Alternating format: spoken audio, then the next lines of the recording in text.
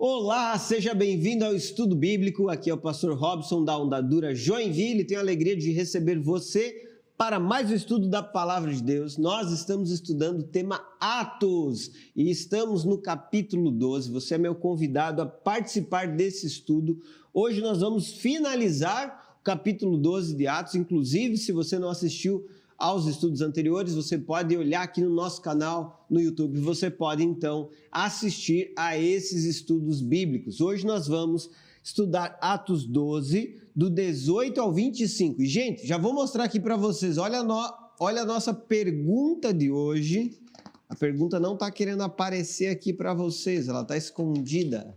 Vamos lá, pergunta de hoje. Até quando Deus suporta a maldade? Gente, esse assunto é muito importante, porque todos nós enfrentamos de alguma forma a consequência do mal no mundo, a presença do mal nesse mundo. Isso eu falo sobre o pecado, mas também eu falo sobre as consequências do pecado na natureza de forma geral. E aqui nós perguntamos então, até que ponto Deus ele suporta essa maldade? Nós vamos discutir sobre isso baseado em Atos capítulo 12, a partir do versículo 18. Eu estou aqui com o meu amigo, pastor Gabi. E aí, Gabi, tudo bem? Olá, gente, tudo bem com vocês? Prazer estar aqui, prazer estar contigo, Rob. Mais um estudo bíblico. Tenho certeza que Deus vai nos abençoar essa tarde, vai abençoar a tua vida aí também. E tenho certeza que vai ser um momento muito especial aqui. Amém, amém. Nós estamos estudando Atos 12, né, Gabi? E tem algumas coisas legais aí nesse contexto do capítulo 12. A gente lembra, primeiro, que está acontecendo uma perseguição aos cristãos, é algo bem importante para o pessoal lembrar. Essa perseguição já matou Tiago, já levou Pedro para a prisão, mas Deus operou na prisão, Deus né? interviu, né? De forma milagrosa, tira Pedro da prisão e, né, na surdina, né? O anjo age, coloca Pedro para fora, Pedro vai até a casa, né, onde ele pressupõe que os discípulos estão ali orando, né? E ele acertadamente pressupõe. E chega lá, então ele começa a contar aquilo que, né, Deus fez e como Deus agiu na vida dele, né? Muito legal. É exatamente esse ponto que nós estamos, o momento em que Pedro saiu da prisão, chegou na casa da mãe de João Marcos e disse para espalhar aos discípulos. E depois disso, Lucas deixou bem claro, olha, Pedro deu no pé, né? Ele foi para outro lugar e saiu literalmente de cena. E é interessante que esse capítulo 12 marca algumas cenas, né? Primeiro, a cena de Herodes em Jerusalém, mandando prender Pedro, executar Tiago. Depois, de alguma forma, ele saindo dessa prisão, Pedro saindo dessa prisão, se reunindo com outros irmãos. E então nós temos um novo cenário, que é o cenário do dia seguinte, e a partir desse cenário do dia seguinte nós vamos então ler agora para entender o que é que está acontecendo nesse texto. Gente, vamos acompanhar juntos aqui, Atos capítulo 12, versículo 18 em diante, está escrito o seguinte: Ao amanhecer, houve grande alvoroço entre os soldados a respeito do que tinha acontecido a Pedro. Herodes ordenou que fosse feita uma busca completa por ele. Não conseguindo encontrá-lo, interrogou os guardas e mandou executá-los. Depois disso, Herodes partiu da Judéia e foi passar algum tempo em Cesareia. O rei Herodes estava muito irado com o povo de Tiro e Sidom. Assim, as duas cidades se uniram na tentativa de se reconciliar com o rei. Por que eles queriam isso? Pois dependiam de suas terras para obter alimento.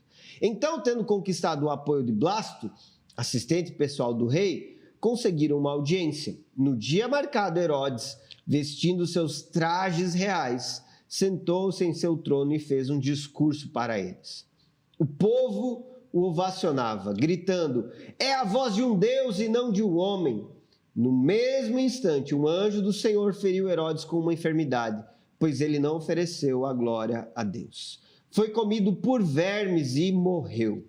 Enquanto isso, a palavra de Deus continuava a se espalhar e havia muitos novos convertidos. Quando Barnabé e Saulo terminaram sua missão em Jerusalém, voltaram levando consigo João Marcos.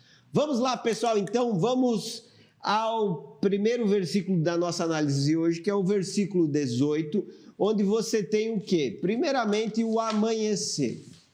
Gente, a saída de Pedro da prisão com esse anjo, lembra que eu falei no estudo bíblico passado? É como se ele tivesse colocado uma capa da invisibilidade. Deus deu a ele essa graça de sair, atravessar todos esses lugares, a algema caiu, e ele não foi visto pelos soldados. Se percebe isso pela narrativa do dia seguinte, onde você tem com clareza essa informação, que quando amanheceu, eles se deram conta que Pedro não estava preso e era a manhã da morte de Pedro. Imagine, né? Herodes acordando e pensando, é hoje que eu vou matar aquele desgraçado daquele Pedro, é hoje que eu vou cumprir aquele juízo contra ele. E assim como eu fiz com Tiago, agora eu vou fazer com esse Pedro e vou fazer com todos esses cristãos para eu me sair bem, para eu estar bem diante dos judeus. E nessa manhã houve um grande alvoroço entre os soldados. Por quê? Porque eles perceberam que Pedro havia fugido da prisão.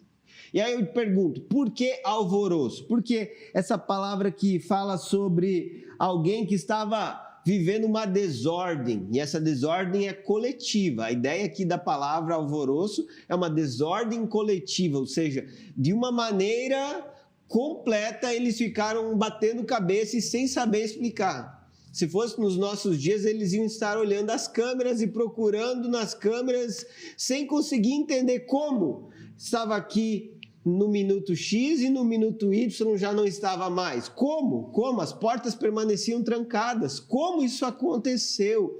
Como ele saiu deste lugar? Mostrando que a libertação de Pedro foi uma intervenção sobrenatural de Deus. De fato, Deus agiu para que Pedro fosse liberto daquele lugar. E esses soldados estavam ignorantes da ação divina. Se por um lado, na madrugada, você teve uma igreja celebrando pela libertação de Pedro, se por um lado você teve na madrugada a igreja feliz com a intervenção do Senhor, aqui você tem soldados que estão ignorantes da intervenção de Deus e, consequentemente, não estão entendendo o que está acontecendo. E é interessante isso, né? Porque, de certa forma, a grande diferença, né, para tudo aquilo que, como os soldados estavam encarando, tem muito a ver com os pressupostos deles, né? Eles não criam, como os cristãos, e jamais imaginavam a ideia ou a hipótese de que houvesse uma intervenção milagrosa ali, né? E por isso esse alvoroço, né? Entram em pânico institucional ali, né? Uma completa confusão, porque não há sinais de fuga, de arrombamento, não há sinais de suborno, não há sinais nenhum de que houvesse um motivo para que Pedro tivesse saído daquele lugar, né?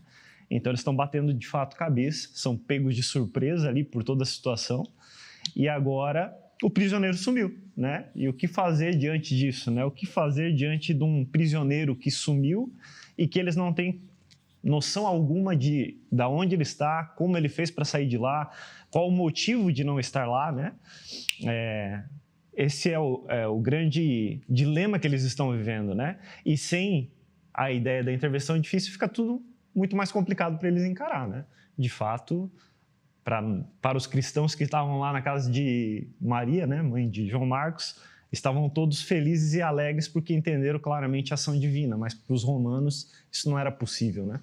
Exatamente. E eles, inclusive, saíram procurando, ver se conseguiam, de alguma forma, tentando de alguma forma encontrar Pedro, e não encontraram de forma alguma. Depois disso, além de procurar Pedro, eles fizeram um interrogatório com os soldados. Lembra que tinha 16 soldados cuidando de Pedro? Então, eles foram interrogados e não tinham o que dizer, nós não vimos, simplesmente ele sumiu. Diante disso, o que Herodes fez? Mandou executar esses soldados. E por que eles foram executados? Porque eles foram culpados. Afinal de contas, esse era o troféu que Herodes tinha em suas mãos, ele queria apresentá-lo aos judeus. É aquela tentativa de conquistar os judeus. E então, diante dessa realidade, você tem Herodes em Jerusalém com um cenário bastante delicado. Por quê? cristãos já haviam fugido da prisão, já haviam vivido intervenções milagrosas de Deus. E agora isso acontece novamente e isso causa um transtorno, um incômodo e até mesmo traz à luz uma certa incompetência de Herodes. Afinal de contas, ele acaba sendo responsabilizado por tudo aquilo que está acontecendo nesse contexto. Então, o que você tem? Você tem um rei que está sendo pressionado porque a sua tentativa de encurralar cristãos não dá certo. E nessa tentativa de realizar isso em Jerusalém, Herodes decide sair desse lugar. Ele tinha Cesareia Marítima como sendo uma cidade, um lugar onde ele conseguia se distanciar, se afastar. Cesareia Marítima era uma sede administrativa do Império Romano, que ficava fora de Jerusalém. E essa sede administrativa, então, tinha espaços bastante proveitosos, podemos assim dizer, para que ali o rei Herodes pudesse aproveitar esse momento e até mesmo vencer essa crise que estava sendo a fuga de Pedro. Então a decisão dele foi: eu vou passar um tempo em Cesareia Marítima, eu vou pegar um tempo de praia, eu vou pegar um tempo distante aqui, nessa região diferente aqui, onde tem vários lugares para festas. Cesareia Marítima era um lugar onde tinha anfiteatros, tinham lugares onde ele poderia passar com a população ou até mesmo com seus subordinados, que ele tinha algum tipo de interesse de manter esse poder e esse governo. Lá não existia essa influência ou essa força por parte dos judeus. Portanto, o que ele faz? Ele se retira de Jerusalém, de onde ele está mais relacionado com esse embate religioso, e ele então decide ir para Cesareia, onde ele vai ter essa possibilidade de vivenciar um momento diferente. A questão é que quando ele chega lá em Cesareia, ele enfrenta uma outra questão, uma outra dificuldade, e está relacionada ao povo de Tiro e Sidom. Eles são fenícios e eles tinham algumas relações comerciais com o império. E o que estava acontecendo? De alguma forma, Tiro e Sidom, essas duas cidades, estavam causando desconforto para o rei Herodes Antipas. Qual tipo de desconforto? Talvez eles não estivessem pagando os tributos que eram devidos ao Império Romano. Também poderiam estar criando algum tipo de desrespeito político, desenvolvendo lideranças na cidade que de alguma forma pudessem se opor ao Império Romano. Ou ainda criando alianças com outros povos que poderiam de alguma forma se tornar uma insurgência contra o Império Romano. Lembrando que Herodes era um dos tetrarcas. Nesse período o Império Romano tinha sido dividido em 4 grandes regiões, e Herodes, como o tetrarca dessa região da Judéia, ele tinha essa responsabilidade de cuidar de outras terras e então manter sob o Império Romano, sob o governo do Império Romano. Ele prestava contas diretamente ao imperador em Roma. E o que você tem nessa responsabilidade do rei Herodes? Uma ação direta com o povo de Tiro e Sidom. Havia entre eles uma relação de dependência, uma relação onde o Império Romano, de alguma forma, estava concedendo para eles alimentos. Lembrando que nessa época, nessa região, havia uma grande fome.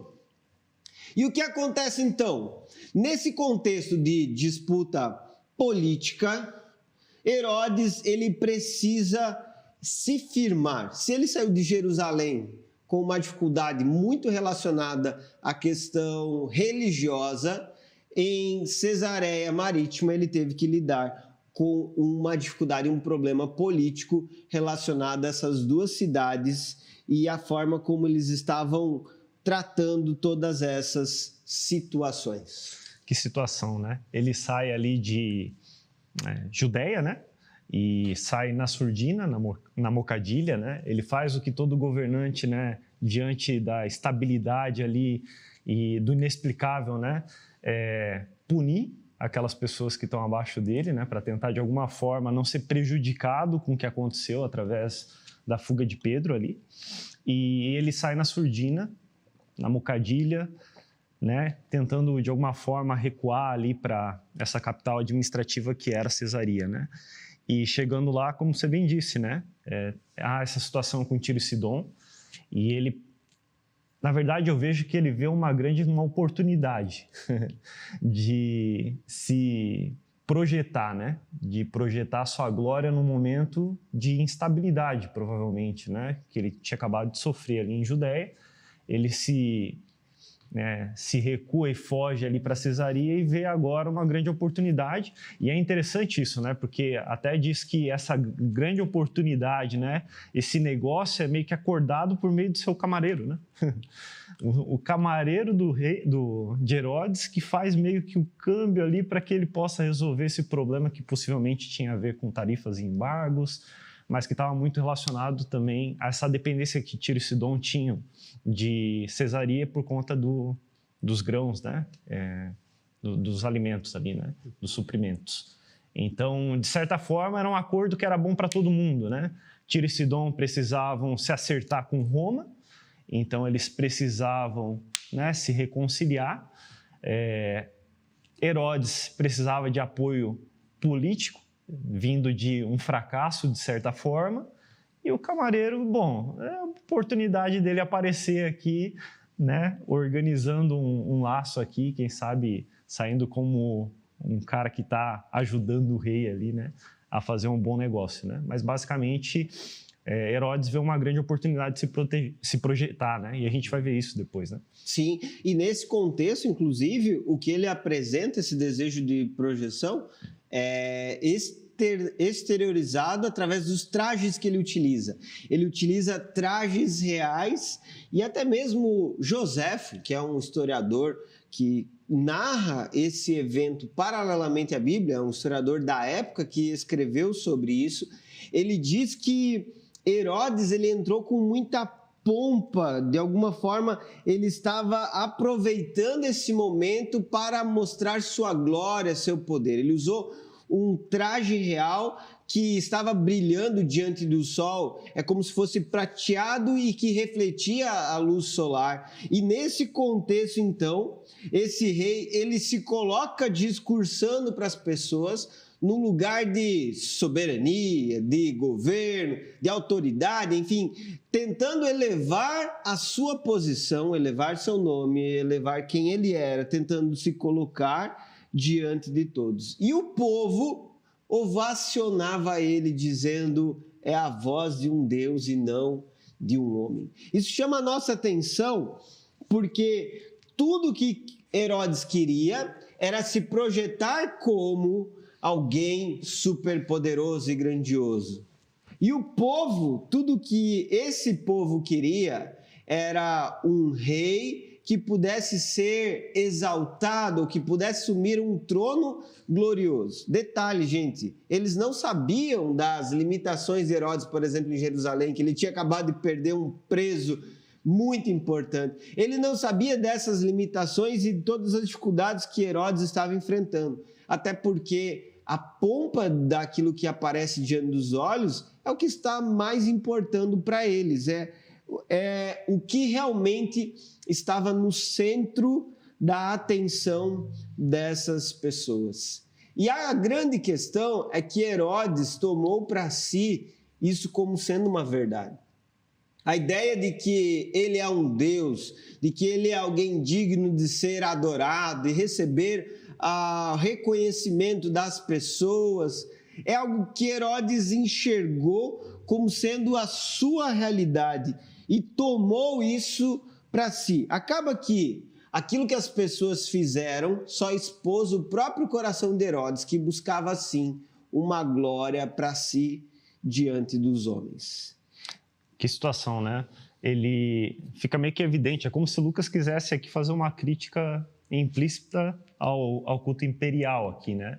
E é engraçado porque a gente vê isso na atitude de Herodes, né? Ele planeja aquele dia para sua adoração, né?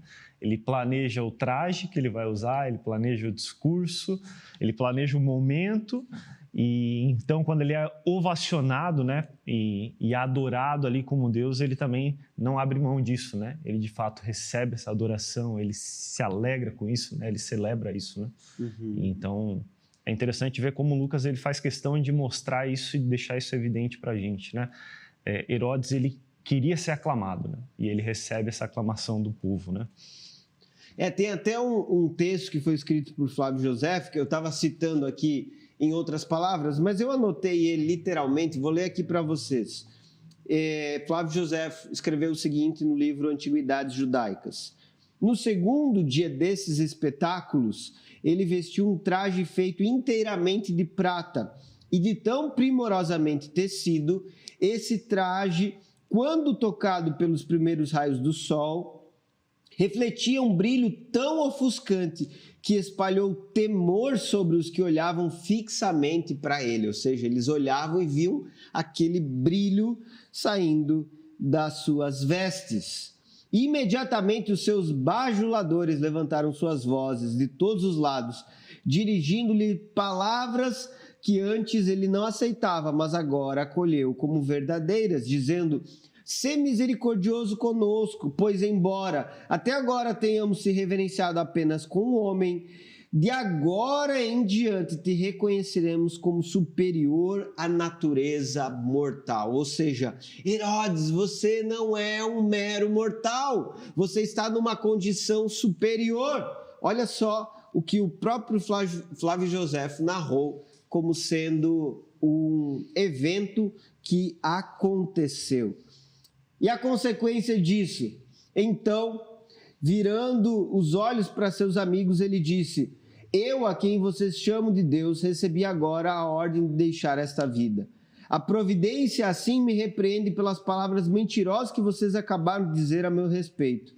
Mas é preciso que eu aceite o que a providência determinou. E depois de estar completamente consumido pela dor abdominal por 5 dias, ele partiu desta vida. Ou seja, a narrativa que Flávio José faz defende uma realidade que aconteceu. Flávio José, depois de passar por essa experiência de exaltação e reconhecimento e tomar essa glória para si, ele acabou tendo uma dor abdominal aguda durante 5 dias e então ele morreu. Alguns acreditam que foi como que uma apendicite, né, que ele teve nesse momento, que foi uma dor interior e como, obviamente, naquela época eles não tinham exame de ultrassom, não tinham esses recursos da medicina que nós temos hoje em dia, não puderam fazer uma cirurgia de emergência. Por exemplo, se fosse nos nossos dias e fosse realmente isso, é algo que poderia ser resolvido com certa facilidade, podemos assim dizer, pelo avanço tecnológico que nós temos hoje. Mas naquela época não. Ele acabou morrendo diante dessa realidade. E o próprio texto bíblico diz que um anjo do Senhor feriu Herodes com uma enfermidade. Por quê? Porque ele não ofereceu glória a Deus. Ou seja, o desejo do coração dele foi exposto pelas pessoas. A bajulação das pessoas só revelou a sujeira, a ambição egoísta e pecaminosa que estava no coração de Herodes. E, por outro lado, você vê Deus trazendo juízo sobre ele. Se, por um lado, Deus já havia libertado Pedro, agora Deus está decidindo enviar sobre Herodes um juízo direto. Por quê? Ele está usurpando a glória de Deus. Há uma sucessão de atos pecaminosos de Herodes, que faz com que, logo depois dele ter sido aclamado rei, ele reinou por cerca de 4 anos, 5 anos, e é um tempo muito curto mesmo, ele acabou então morrendo. O texto diz que ele foi comido por vermes, e aqui você pode ter uma referência a essa compreensão clara que quando a pessoa morre, então ela é comida por vermes, ou seja, um ser que é muito menor que o homem o destrói, fazendo até mesmo aqui uma ironia, porque um grandioso que se acha Deus foi comido por pequenos seres que são vermes.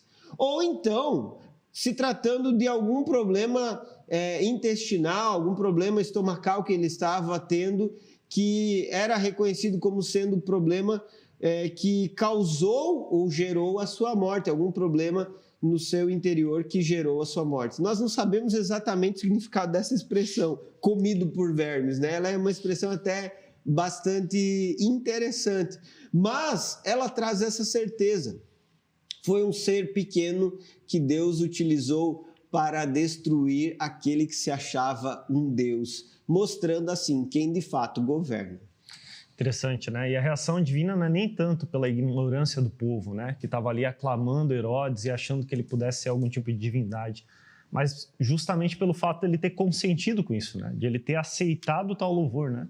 Então Herodes, ele pressupõe que de fato ele é essa pessoa que eles estão adorando e essa idolatria, né, que ele recebe acaba sendo o grande motivo pelo qual Deus exerce juízo sobre ele, e até certamente, de certa forma, né, irônico, né, que o anjo esteja ali exercendo juízo em cima de Herodes, diferentemente do que fez com Pedro, né, libertando ele da prisão, né? Mas muito interessante esse texto, né? Demonstra para nós, de certa forma, né, que líderes que se colocam como divindades, né, em alguma medida, eles vão ser corrigidos pelo Senhor, né? Não há como se colocar nesse lugar de Senhor, né, de exaltação, sem que, enfim, o Senhor tenha te posto lá, né, tenha te colocado lá, né? É isso mesmo. E olha só, pessoal, então coloquei aqui alguns tópicos que nós percebemos nesse texto. O coração que busca glória para si será exposto, e a justiça de Deus é santa, repentina e certeira. E aqui você percebe claramente o quanto Deus ele traz de forma visível, corporal e até mesmo humilhante o juízo sobre Herodes por tudo que ele fez. Agora, esse texto ele apresenta um contraste, e esse contraste mostra a realidade da palavra de Deus.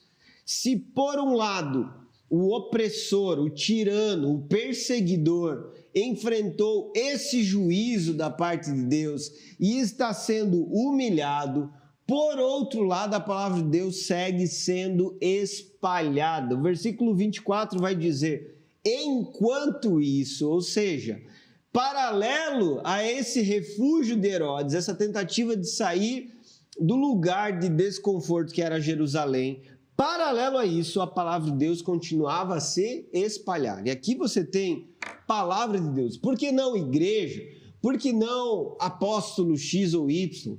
Porque essas palavras elas estão se referindo ao propósito do reino de Deus. A grande ênfase de Lucas em Atos é mostrar o quanto a igreja do Senhor está crescendo, se desenvolvendo, mas não por causa da própria igreja, não por causa do nome do fulano, do ciclano, do beltrano, não por causa de Pedro, de Tiago, não por causa de Paulo, Barnabé, mas por causa da palavra de Deus. Tanto é que depois ele diz que havia numerosos novos convertidos, ou seja, tinha muita gente se convertendo, tinha muita gente conhecendo a Jesus, a palavra estava sendo pregada. Entenda que a perseguição que Herodes tentou impetrar contra a igreja não parou a igreja. Lembram da música? Agora vocês vão lembrar da música, né? O Coliseu não parou a igreja. Pelo contrário, a igreja continuou firme. É como diz a famosa frase: o sangue dos mártires é como se fosse o adubo para a igreja, é como se fosse uma forma de regar o crescimento da igreja. O sangue dos mártires ele é um instrumento para que a igreja continue pregando com ousadia. E depois dessa libertação de Pedro, o que você percebe? A igreja não parou. Ou seja, a palavra de Deus continuou sendo pregada. E entenda, se a palavra foi pregada é porque pessoas continuaram pregando o evangelho. E havia muitos novos convertidos, demonstrando que, mesmo com oposição política, mesmo com oposição religiosa, a conversão continua acontecendo porque a palavra de Deus é que é eficaz. A mensagem do evangelho é que é eficaz. A mensagem que nós carregamos, ela transforma vidas.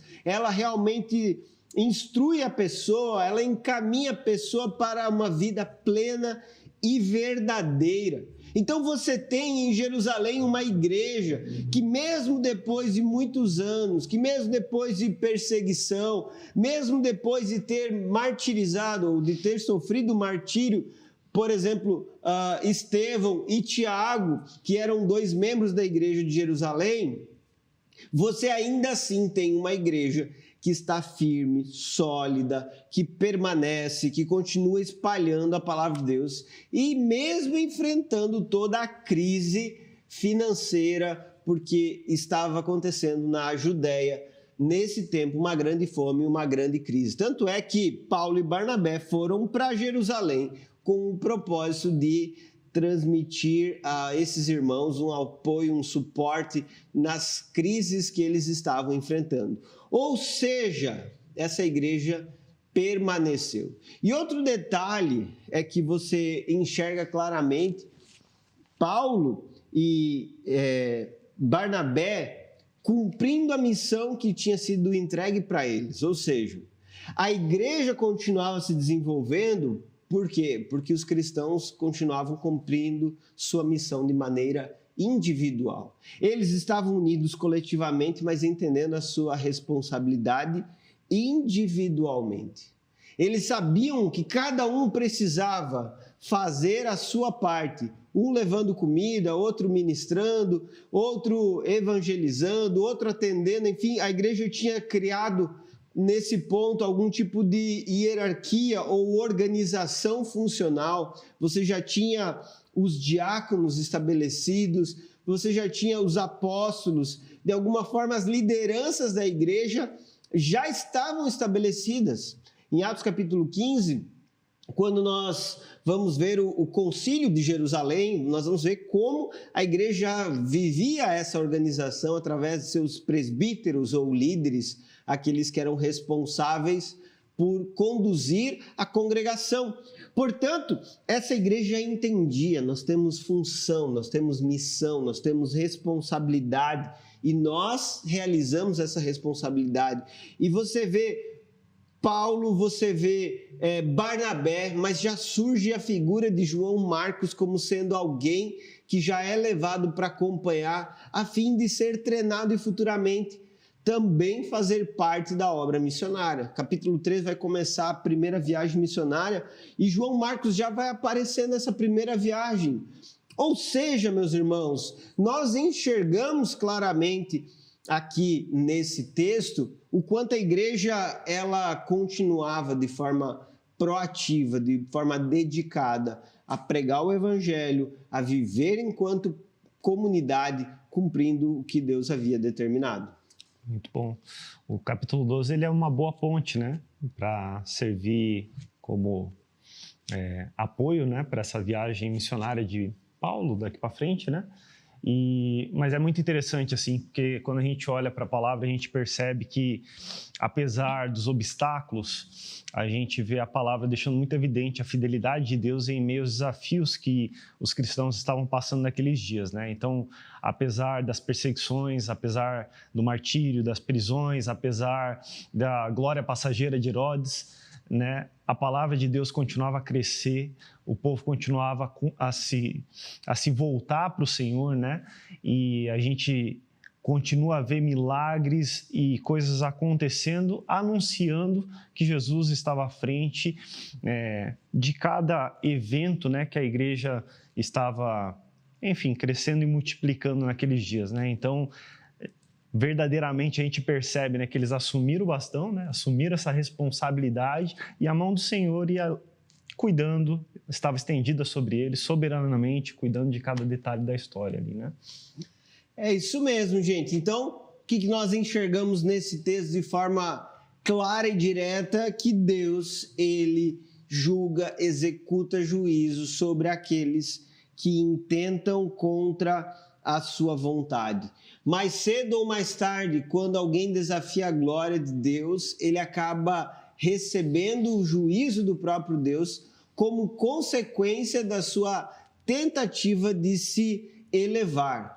Segunda coisa também preciosa para nós entendermos, por mais que Deus pareça tardio em executar esse juízo, pode ter certeza, ele executará. Mais cedo ou mais tarde, tiranos irão receber as consequências pelas suas escolhas, por estarem realizando atos pecaminosos e ferindo a igreja do Senhor, ou de alguma forma contrariando os princípios da palavra de Deus. E paralelo a isso, é importante nós entendermos, esse juízo de Deus será proporcional ao tipo de pecado ou afronta que está sendo cometida. E por fim, paralelo a isso, é que a palavra de Deus continua crescendo, o povo de Deus continua se desenvolvendo. O centro dessa história não é o juízo sobre Herodes, o centro dessa história é como a palavra de Deus continua crescendo. É isso que Lucas faz em Atos. Em vários textos ele mostra a oposição, pessoas que estão contrárias à fé, dificuldades que os apóstolos enfrentam, também questões financeiras, sociais, relacionais, até entre a própria igreja. Mas nada disso impede o crescimento da igreja. E a grande ênfase sempre é: a igreja continua caminhando, porque essa é a igreja do Senhor Jesus Cristo.